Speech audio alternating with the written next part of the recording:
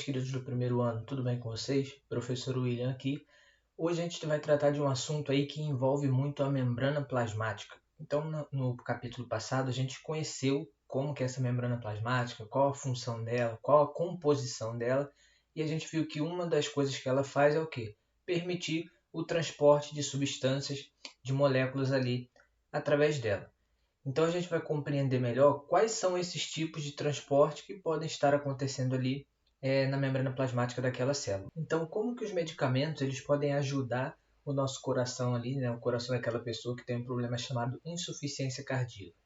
Primeiro, que essa condição ela é causada ali quando o coração ele não consegue bombear o sangue da maneira correta, com a força correta ali, ou porque ele sofreu uma hiperatrofia, ou porque ele está muito dilatado. Então você tem ali uma anomalia no coração, e ele não consegue trabalhar da maneira correta. Um dos medicamentos que existem para isso são inibidores da bomba de sódio e potássio, que a gente já vai ver mais à frente o que significa isso.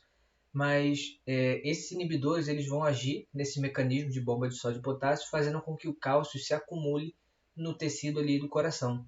E aí a gente sabe que o cálcio ele tem uma relação muito próxima com a questão da contração muscular. E aí você consegue ter aquele coração bombeando com mais força, digamos assim, para que aquele sangue possa sair do coração e percorrer todo o seu corpo, levando ali oxigênio e nutrientes. Então, para começar aí a nossa diferenciação, a gente vai ter os transportes passivos e o transporte ativo. O nome já te indica alguma coisa. O transporte passivo é aquele mais tranquilo. Ele vai ocorrer de acordo com o gradiente de concentração. Então, ele ocorre sem o gasto de energia. Ele ocorre de maneira natural. E a gente tem alguns exemplos aí de transporte passivo, como a difusão simples e a difusão facilitada. Temos a osmose também. Tá? No caso da difusão, o que vai se movimentar entre o meio e o outro são partículas. Tá? Então vai ser o soluto que vai ser transportado de um lado para o outro, sempre do meio mais concentrado, ou seja, onde você tem mais soluto, para um meio menos concentrado, até que você atinja o equilíbrio. Então é do meio hipertônico, que a gente chama que é o meio mais concentrado, para o meio hipotônico, que é o meio menos concentrado, até que você torne aquilo ali isotônico. Iso significa igual. Então, igual em quê? Em quantidades de soluto. E aqui na imagem a gente mostra bem disso. Se você perceber, ó, do lado de cá a gente tem o quê? Mais bolinhas vermelhas, que pode ser qualquer tipo de substância. Do lado de lá a gente tem menos. Como é um transporte que atua da maneira de onde tem mais para onde tem menos, o que vai acontecer? Eles vão ir passando para lá, essas partículas, até que se atinja o equilíbrio ali entre as duas porções. O nosso corpo, geralmente, ele procura manter esse equilíbrio entre o meio externo, ou seja, entre os vasos sanguíneos, entre os capilares, enfim, e a parte de dentro da célula. Então, ele sempre tenta ali trabalhar com essa questão da isotonia, de manter ali um certo equilíbrio.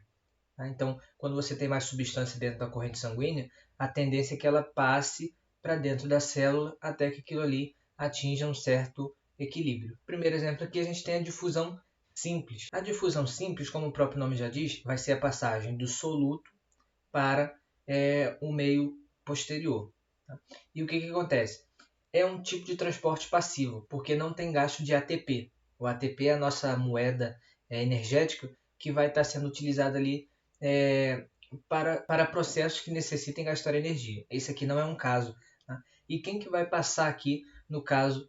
Quem que vão ser os transportados aqui no caso da difusão simples? Aqui a gente vai ter alguns gases. Tá? Por quê? Os gases são partículas muito pequenas e têm afinidade com fosfolipídios.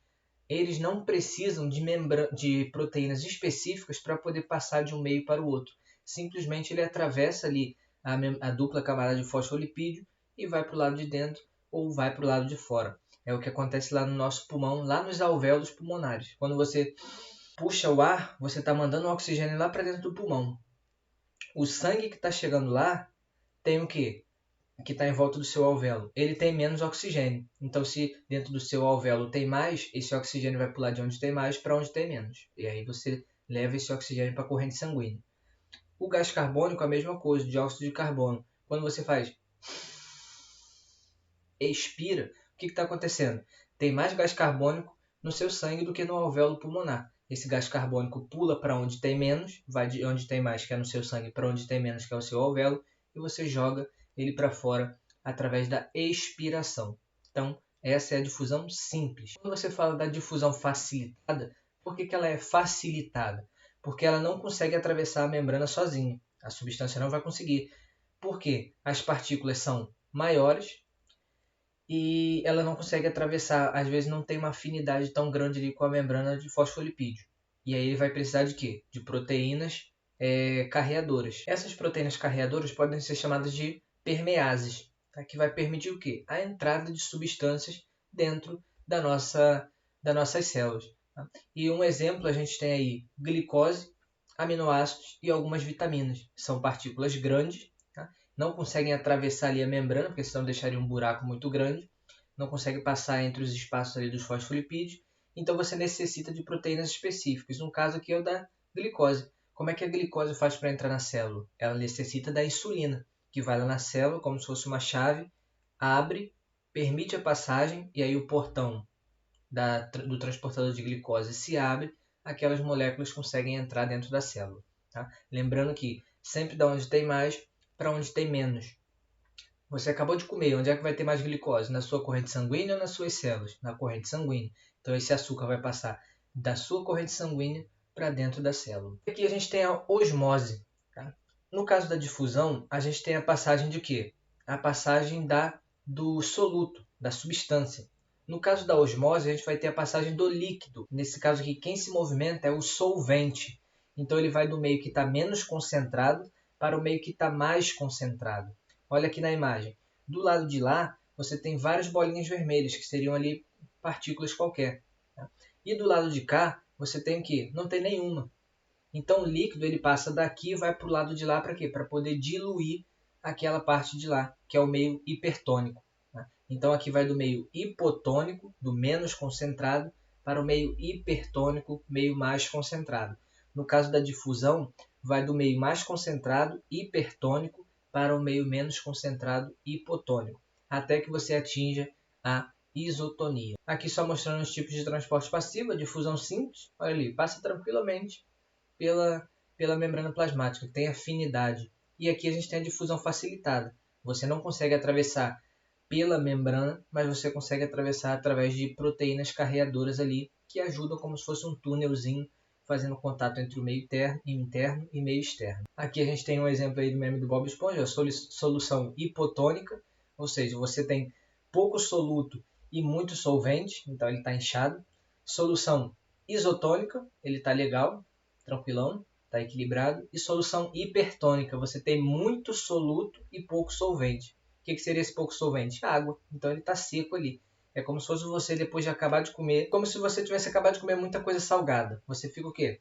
A boca fica seca, você fica com muita sede. Por quê? Dentro do seu corpo está hipertônico, você mandou muito sal para dentro e agora você precisa mandar água até que concentre ali o seu corpo e você fique isotônico. Em relação ao transporte ativo, até então a gente falou só do transporte passivo, tá? Que não tem gasto de energia. Ou ele vai passar pela membrana, ou ele vai passar por proteínas carreadoras, ou vai ser o movimento do soluto ou vai ser o movimento do solvente. No caso do transporte ativo, ele é o transporte de substâncias com o gasto de energia. Quem que vai ser essa energia gasta? O ATP, que é a nossa moeda de troca energética. Então você usa um ATP, adenosina trifosfato. Quando você usa uma, você perde um fosfato. Então vira adenosina difosfato. Se você gastar mais uma, vai virar uma AMP, adenosina monofosfato. E ela precisa voltar lá na mitocôndria para poder ser recarregada, digamos assim. Então ela é uma moeda de troca energética. O transporte ativo, por incrível que pareça, ele vai permitir o desequilíbrio entre concentrações moleculares, desequilíbrio de íons. E algumas proteínas elas fazem esse mecanismo de bomba, de mandar de onde tem menos para onde tem mais. Olha que coisa louca. Ele faz o trabalho contrário. E para fazer esse trabalho contrário é difícil, porque você tem ali meio que uma barreira te impedindo. E aí você precisa ter o gasto de energia para poder ter força suficiente para mandar aquilo para o lado contrário. Então ele utiliza a energia vinda do ATP. É por isso que células que fazem esse tipo de transporte, né, de transporte passivo, ativo, de gasto de energia, células musculares, elas têm uma grande quantidade de mitocôndrias, porque elas vão ter que estar produzindo ATP a todo momento, porque a todo momento aquela célula vai estar fazendo o trabalho contrário, de mandar de onde tem menos para onde tem mais. E eu sempre utilizo aqui o exemplo do ônibus. Tá? Imagine que você está parado na estação do BRT, 6 horas da manhã. Aí você está lá pequenininho, lá na fila, tranquilão. Parou um ônibus vazio. Qual vai ser? Abriu as portas. A gente sabe como é que é o BRT, né? O que vai acontecer? Todo mundo entrou. Então foi de onde tinha menos passageiro para onde tinha mais passageiro. Se bobear, você não precisa nem gastar energia. Você fica parado que todo mundo te carrega lá para dentro. Bum, entrou no ônibus. Seria um transporte passivo. Agora, o que seria um transporte ativo? Pensa lá. Transporte ativo seria o seguinte: você sozinho dentro do BRT, tá? Você está vindo ali, parou na estação. Tem uma multidão querendo entrar no BRT e tem só você querendo sair. Das duas, uma. Ou você vai ser engolido para dentro, ou você vai gastar muita energia para sai da minha frente, preciso sair. Aí você consegue sair, mas você vai cansar. Por quê? Você teve que ir contra o gradiente de concentração. Você foi de onde tinha menos para onde tinha mais. Então você gastou energia para isso. Tá? Então o transporte passivo funciona dessa forma. Um exemplo aqui é a bomba de sódio e potássio. Ela é muito importante na questão para manter um certo equilíbrio iônico nas nossas células. O que acontece? Tem um gasto de energia, tá? Se você olhar para o gifzinho aqui, ó, olha lá, juntam-se 3 moléculas verdes ali, ó, pum, e vai lá para fora. As nossas células elas precisam ter uma concentração de potássio maior dentro da célula e uma concentração de sódio maior fora da célula. Então ela precisa de mais potássio dentro e mais sódio fora. Só que naturalmente, por afinidade, esses dois caras, o sódio e o potássio, naturalmente eles têm tendência de quê? O potássio, que é importante dentro da célula, tem tendência a sair. O sódio, que é mais importante fora da célula, tem tendência a entrar. Visto que o potássio ele é muito importante ali nas questões de metabolismo respiratório. Você precisa ter ele lá dentro. Se ele não tiver, você vai ter problemas no sistema nervoso, metabolismo respiratório, na síntese de proteínas, que não é uma coisa legal para o nosso corpo.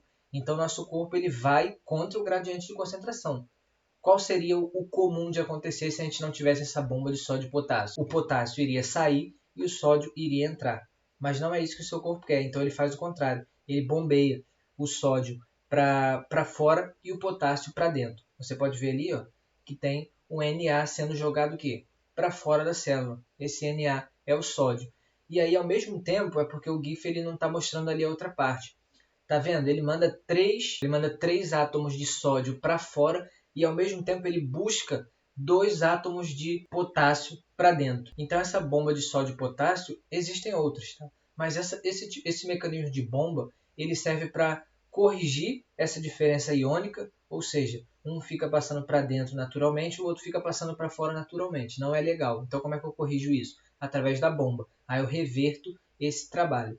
Tá? E com isso ele mantém a diferença de equilíbrio químico, ele mantém o desequilíbrio químico ali, e isso é saudável para a célula, porque você vai estar permitindo esse trabalho de entra e sai, com um gasto de energia. Só mostrando mais uma vez, você tem ali naturalmente o que? A passagem obrigatória, você tem ali a membrana. Tá? Naturalmente, o que acontece? O K, que é o potássio, ele tende a sair da célula. E o sódio, que é o roxinho, tende a entrar. A seta está te mostrando isso ali. Ele está saindo pela própria membrana plasmática. Ele tem afinidade, ele sai e o outro entra de boa. Só que isso não é legal para a célula, porque a gente viu que isso já causa alguns problemas. Então a bomba de sódio e potássio precisa agir. O que ela vai fazer? Vai bombear aqueles sódios que entraram sem a permissão dela para fora. Então ele vai jogar de onde tem menos. Olha ali, tem poucos roxinhos aqui dentro da célula. Mas ele vai bombear para onde tem mais, que é o lado de fora. Ó, aqui tem 3, ali fora tem 4. Então ele gasta energia para isso. E a mesma coisa com o potássio. Ele vai pegar aquele... Ó, tem 2 casinhos lá fora só, que são os potássios. E aqui dentro tem quantos? 6. Então ele vai pegar de onde tem menos para onde tem mais. E com isso ele gasta energia também. Tudo isso acontecendo ali a todo momento dentro do nosso corpo, para manter um desequilíbrio químico saudável dentro das nossas células. Tem alguns tipos de transporte também que são um pouquinho mais específicos, tá? Que a gente chama de endocitose. Tem algumas macromoléculas, ou seja, moléculas muito grandes, que elas não conseguem nem atravessar a membrana plasmática e nem atravessar as proteínas canais. E o que acontece? Elas precisam ser mandadas para o lado de dentro. Como que isso vai ocorrer? O processo da endocitose, endo, dentro, citose seria célula, englobamento. Então é para dentro da célula. Então você vai ter ali o englobamento de uma certa substância pela própria membrana, o quê? Membrana plasmática. Tá? E olha que interessante, ela pode ocorrer de duas formas. Você pode englobar ali substâncias sólidas, que a gente chama de fagocitose, e a gente pode englobar ali substâncias líquidas, que a gente chama de pinocitose. Mas lembrando, esse tipo de movimento ele ocorre de que forma? Não é por proteínas carreadoras, não é através da membrana plasmática, e sim por um englobamento daquela substância e manda ele para dentro da célula. No caso da pinocitose, como eu já disse, é o englobamento de partículas líquidas, tá? E ocorre por uma invaginação da membrana. Então ela cria uma reentrância e forma aquele vacúolo, tá? Que a gente chama de pinossomo, que é uma bolsa cheia da substância ali que ela englobou, substância líquida. E quando a gente fala da fagocitose, a gente tem o englobamento de uma substância sólida. Então ocorre pela formação de pseudópodos. Você tem ali a célula, ela forma uma espécie de bracinhos, vai formando bracinhos, engloba aquela substância e manda para dentro, tá? Formando ali o fagossomo. Então na pinocitose a célula faz uma invaginação, mandou para dentro. No caso da fagocitose, ela cria a espécie de braços, abraça aquela substância e manda para dentro da célula. Então aqui, uma questão muito interessante que faz esse processo de fagocitose é o que? Os lisossomos, que são organelas ali membranosas cheias de enzima dentro, que vão degradar materiais dentro da célula. Então ele faz essa questão de englobar, ele engloba aquela substância e degrada ela todinha ali. E a gente tem aqui a tirinha, uma partícula estranha entra na célula. Aí os lisossomos, eu tenho enzimas e não tenho medo de usá-las. Essas enzimas vão ser utilizadas ali para quê? Para degradar material que entrou na célula. E aqui a gente tem ali uma questão das células de defesa. Olha ali. Você vê que ela engloba, se você vê ela está formando ali, englobou aquele micro-organismo ali, uma bactéria, enfim. Ele engloba realmente e ele começa a degradar. Preste atenção como que os bacilozinhos vão sumindo. Olha lá, olha lá. Olha o tamanho que estava e olha como ele vai ficar. Então tem uma degradação. Tá? O sistema imune, algumas células atuam dessa forma. Olha lá. Englobou e consumiu tudo. E por último a gente tem a exocitose. Se a gente tem mandando para dentro, na endocitose, a gente tem que mandar para fora também. No caso, exo, fora. Citose, célula, então para fora da célula. Então é um processo de liberação de substâncias de dentro da célula, ou que foram produzidas ou que foram degradadas, para fora da célula. E como é que isso faz? Essas substâncias, elas meio que são empacotadas lá no complexo de Golgi. Tá? Elas entram num pacotinho, como se fosse um pacote mesmo. Então você tem a substância, ela é englobada, ela se liga com a membrana plasmática e posteriormente ela é liberada para o meio externo.